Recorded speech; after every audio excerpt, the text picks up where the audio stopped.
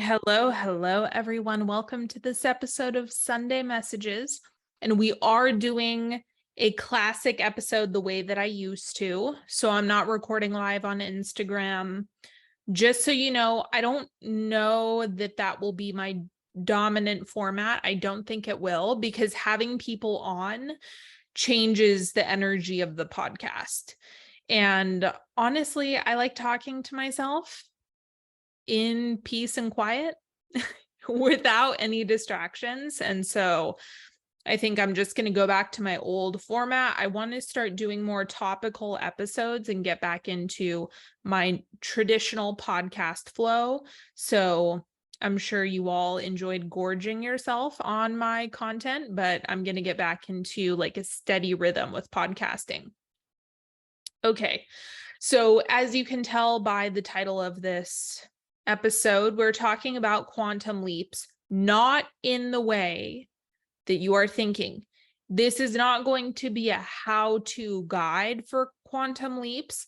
I'm talking more about the broad conversations surrounding quantum leaps and my gripes about it at the moment. I have found a lot of the information about quantum leaps isn't helpful. It's not helpful. And it's making things more complicated than they need to be. And I just want to clear things up. And my intention for this conversation is to be a breath of fresh air for you. That is my hope. That is my goal. That is my intention here. A couple things that I want to mention. One, if you're not following me on Threads, highly recommend. I've been having a blast on there. Follow me if you're not already. Same handle as my Instagram, rev.sydney.fin. And the second thing that I want to mention is I have launched another mastermind, which I'm very excited about. We start in August, and it is called Once Upon a Time. So I teased everyone on Instagram and said that one of the Cosmic Council guides is involved in this next mastermind. And lo and behold, it is William Shakespeare, and I'm very excited about it. And the whole point of Once Upon a Time is there are a few different things that we're working on. We're working on character development and what I call character work, not to be confused with archetypes. Archetypes are a part of it, but character work is not the same thing. The second thing we're focusing on is storytelling. And the third thing we're working on inside is self-concept. Self-concept and identity, a quick note on that, is it will make the difference between you manifesting a thing and you manifesting an experience that's enduring. Okay, so to put it more plainly, there's a difference between manifesting $1 million and being wealthy. Okay, not just in terms of quantity of money, but it being an enduring experience. The identity is what makes that possible, right? So there's a difference between having a hot love affair and then being in life partnership or being in a marriage, right? Having that enduring, long-standing relationship. It's a different type of identity that you're embodying. And so I have found that the endurance of manifestations comes from identity. The same thing with boundaries. If you want to get better at having people behave well in your space, so to speak, right? Not pushing your boundaries constantly, that's identity work. There's a difference between, setting a boundary that one time and then having the type of identity where people are respecting you. And so the identity work is important for that. Now, the reason why we work with characters is a couple different things. So characters allow you to work with aspects of yourself that you might reject or not know how to manage. So this all started long ago when I launched Animus. One of the things that I'm really good at is identifying characters in people, which is what we're going to do together in Once Upon a Time. Is you can talk to me and I'll give you a character. I'm like, that's that character. I know exactly the identity, the background story, the origin of that character. I know what that character likes to eat, and I know what they like to do for hobbies. Like, characters within people are just very, very clear for me.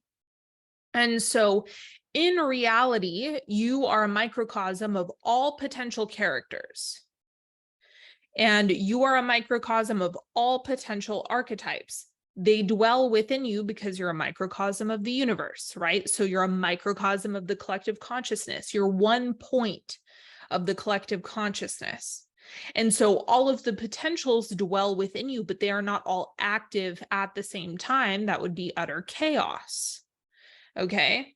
So you are currently embodied within a character, and the development of your character is what will determine who gathers around you, what type of experiences you have around you, your level of success, your level of failure. Everything is a direct reflection of your character. So being able to bridge yourself, where you want to go, what you want to resolve, or perhaps a very human moment that you're having, some bad habits that you want to kick, things like that.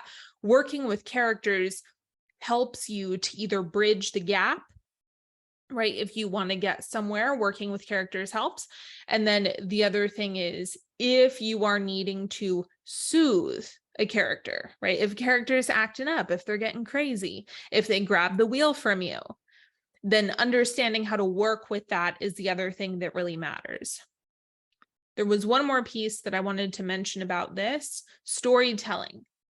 Storytelling is always happening unless you are in a perpetual meditative state in the same way Eckhart Tolle is. So he goes hours and hours and hours and hours without thinking.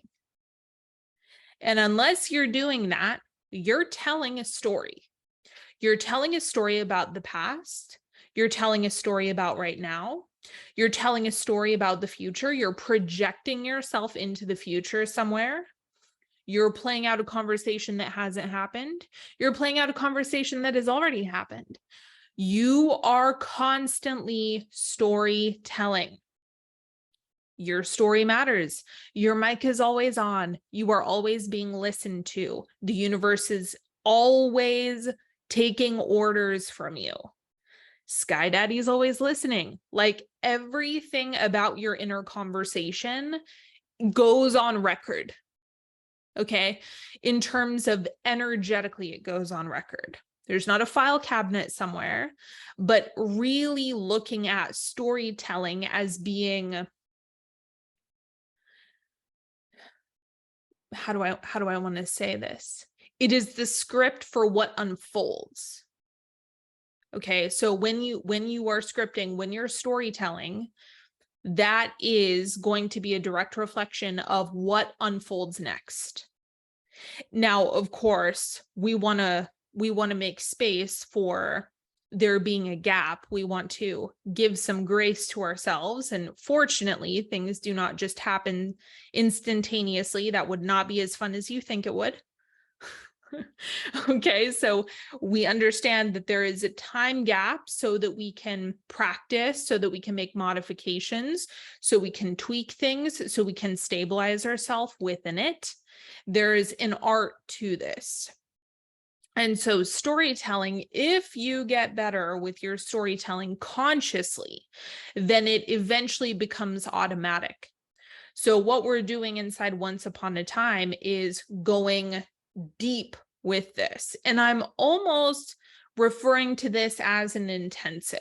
Even though I would categorize it as a mastermind, it's going to feel like an intensive because it's going to be really fast. It's going to be a short container, and we're going to be doing a lot in the month of August, just in terms of the tools that you're going to be using. Okay, so I'm very excited about it, and you can go check that out. I'm going to put the link in the description box, and I'll be talking about it more eventually. I think I'll probably go more in depth on storytelling and things like that and why it matters, character work, blah, blah, blah. But the calls are going to be a lot longer in this program.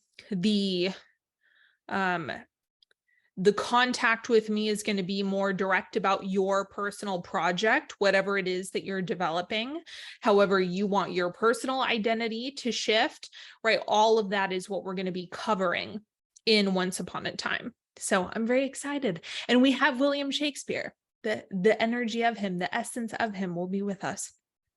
Okay. Anyway, let's get into this quantum leap conversation. If you have any questions, please email hello@onyxhealing.com or hit me up directly if you know how to do that. So I recently heard someone talking about quantum leaps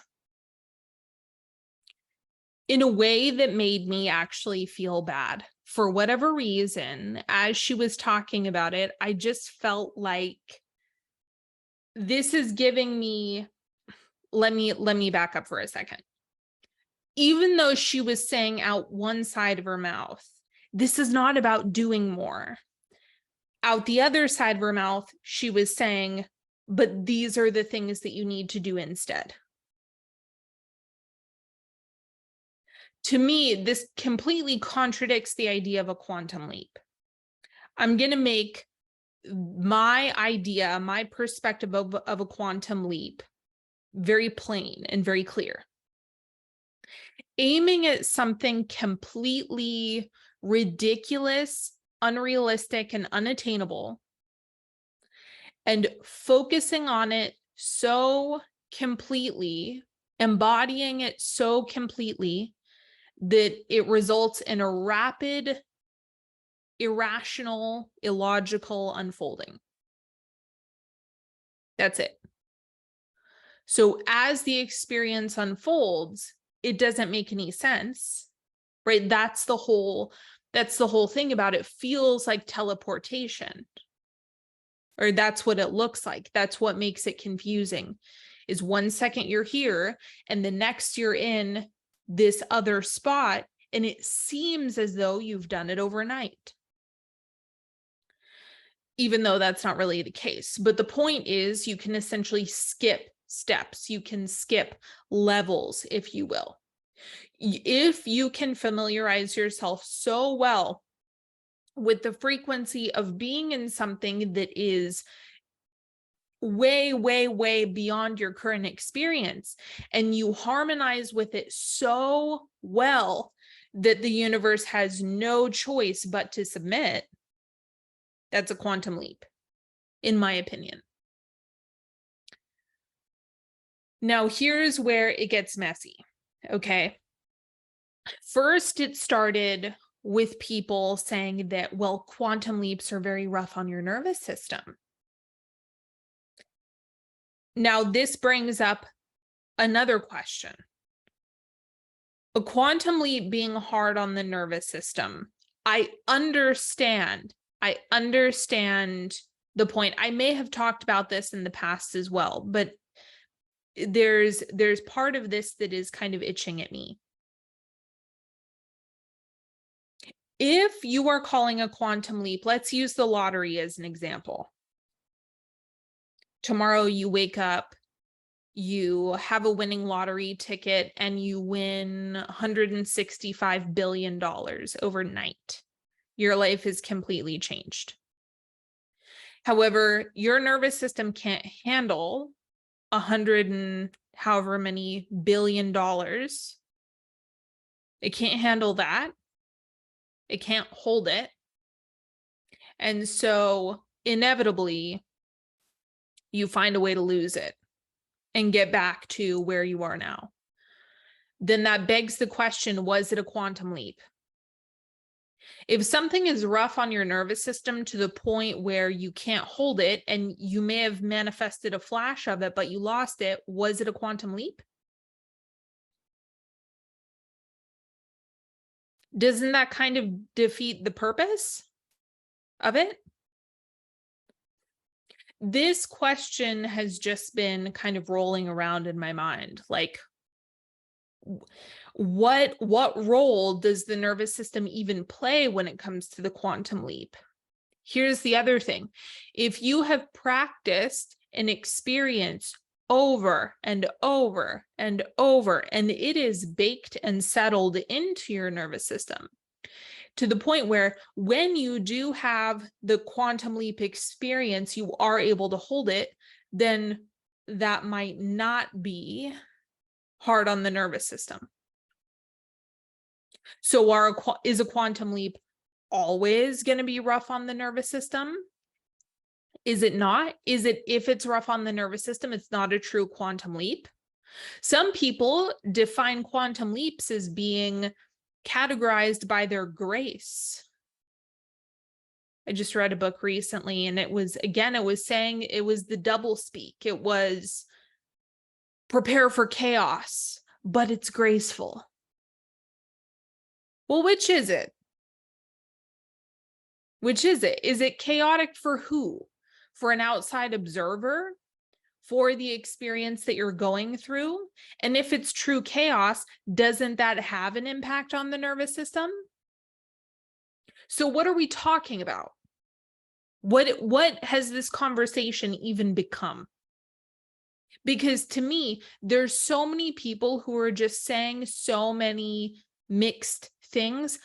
Another thing that was told that just added more clutter into the field is that if it's a real quantum leap, it has more to do with God's will than your own, which I don't believe in, by the way. God's will presents itself to you through your desires. That's what I believe. So I do not believe that there's separation between God's will and my will. Otherwise, I have to believe that I'm a puppet on a string in order to hold that belief. So I disagree. It's a fundamental disagreement that I have with the person who said this. And so then she started talking about quantum leaps as basically an abstract vision, a non-specific thing that you're imagining. So all of this to say, hold on, I need to put my phone on do not disturb because someone's blowing me up. All of this to say that there are no rules and it doesn't make any sense anymore. There's no cohesion in this conversation, and it's fucking irritating, in my opinion. I find it annoying because it's like, okay, if you're telling me that there's all of these contradicting elements, and sometimes you can be specific, sometimes you can't. Yeah, you can focus on what you want, but actually it has to do with God's will. So it's totally out of your hands and it's not going to make any sense.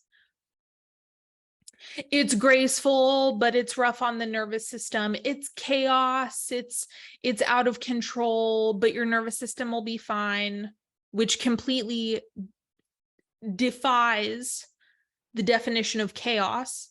Because if it's not rough on your system, then it doesn't feel like chaos. It just feels like speed. No? Am I wrong? Like, there's just it's such a clusterfuck. I just cannot stand the conversation anymore. I'm like, too many chefs are in the kitchen at this point. It has lost all meaning. Let's look up the definition of quantum leap. I'm looking it up right now.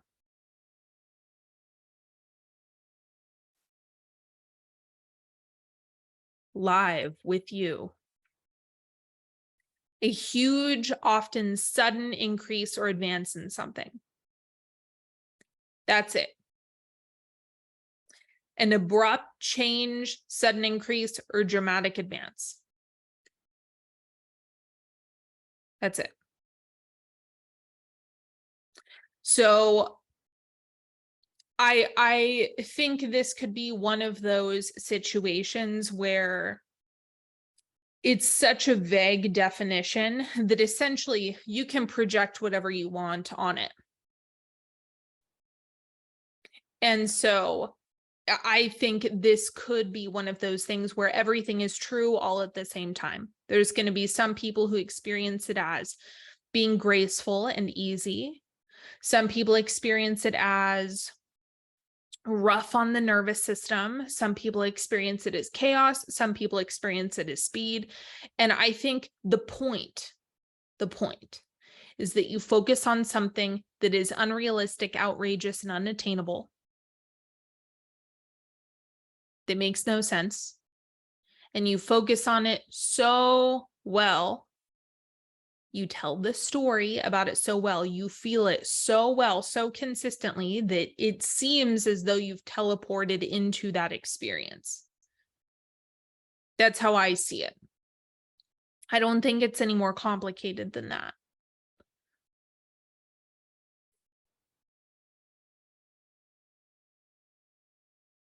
Your beliefs about quantum leaps will ultimately be what determines how you experience them. So if you are buying into it's rough on my nervous system, I can't handle it, well, then you won't be able to. When I manifested the big house, that felt like a quantum leap, even though I wouldn't consider it that way, but it felt like that teleportation, that all of a sudden everything was different within 48 hours. Everything was different. My life completely changed. It was the most ridiculous, unrealistic house imaginable. Now, you guys watched me manifest that shit for a long time, but in terms of the speed of it going from nothing to full-blown materialization, that was the part that made it feel like a quantum leap. However, my preference moving forward, if I am going to refer to something as a quantum leap, I think that I will be more of a stickler with my definition of it. And I also, for the most part, just consider quantum leaps manifestations in general. It's the idea of living in the end. Well, isn't the end a quantum leap? The big picture of what you want, isn't that a quantum leap? Like, if it were to happen overnight, it would feel like a quantum leap. Sorry, I keep banging my rings on this. So if you're just going to focus on something that you want that feels outrageous, doesn't that just fall into the same category? Is quantum leap really just focusing on something that is unrealistic, which I do regularly? That's most of the time where I'm aiming. Occasionally I'll get caught up in, focusing on the next step.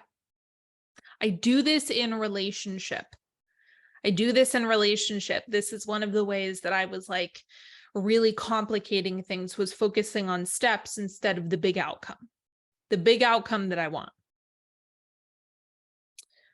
And so I really think quantum leap has more to do with how big is your perspective? How big do you allow your imagination to go? If you only allow your imagination to go to the next step, that's not a quantum leap, and that will not facilitate a quantum leap. That'll just facilitate the next step, which isn't wrong. There's nothing wrong with it. Sometimes that's all you can energetically get behind. Hold on, GarageBand crashed. Sometimes that's all you can energetically get behind, and that's completely fine. You have to decide for you what feels like you have enough energy to get behind it, or what can you actually get your beliefs behind? What can you stabilize yourself in? So whether you want to go big or small is just a matter of what lives within your capacity. What can you actually imagine? Genuinely, to the point where you can feel it in your body. If you're good at flexing your imagination, and You all know me. I have Astral Playground. I'm flexing my imagination all the time. I'm imagining stuff all the time. I carve out my time in my day to daydream, to flex my imagination. It's something I'm regularly doing with all sorts of different things, because I know that my imagination precedes the manifestation. And so I really think Quantum Leap just implies what is the scope of your focus. Now, my belief moving forward, my belief about quantum leaps, or if this comes to mind, or if this is something that I decide to dabble in, what I imagine for myself is that the experience is going to be smooth. It's going to feel good. It's going to feel like effortless transportation, and it is going to be an enduring experience. That's how I'm going to categorize quantum leaps moving forward for myself. If all of a sudden overnight it feels like something ridiculous, unattainable, holy shit, I can't believe it's real, I can't believe this happened, if it's that level, okay, and it's smooth, easy, feels good, and it's enduring, then it can go into the category of quantum leap. But I don't think if someone is telling you that a quantum leap is going to be so hard on your nervous system and you need to be careful, okay, well then just turn down the heat. You don't need to drag yourself through some type of hardship. The hardship isn't necessary. I wouldn't project that onto the quantum leap unless you want it. Assume that your nervous system will acclimate just fine to the new experience. Assume that your nervous system can handle it. Assume that. Expect that. Expect it to be fine. And if there's any preparation that needs to be done, trust yourself to practice ahead of time. Like, I'll be prepared for those things. Why not intend that? So my point is, I don't think any of you really need to focus on quantum leaps. And let's not forget, if you're focusing on quantum leaps all the time, like I need to skip all these steps here and skip all these steps here, then that could inadvertently put you on a roller coaster where you constantly feel like you have to stretch yourself into something that's uncomfortable. So just be careful with that part of it. The constant, this isn't good enough, or where I'm focusing isn't good enough. Allow yourself to not get addicted to that, because I understand that high sensation experiences can be quite addicting. So just let yourself roll with the seasons of life that you're in. Focus where you want to focus. Focus on what you want to focus on. And it doesn't matter if it's big or small.